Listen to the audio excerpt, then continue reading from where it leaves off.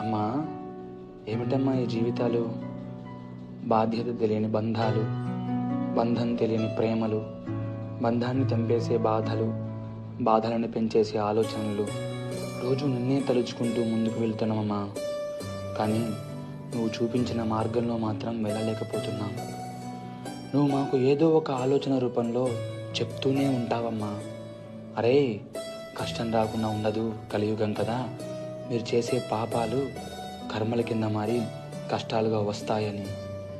కానీ మేము అర్థం చేసుకోలేకపోతున్నామమ్మా. అమ్మ దయ ఉంటే అన్నీ ఉన్నట్లే అంటారు కదా. నీ చల్లని దయతో కష్టాన్ని తట్టుకునే ధైర్యాన్ని, అనుగ్రహాన్ని మా మీద చూపవా?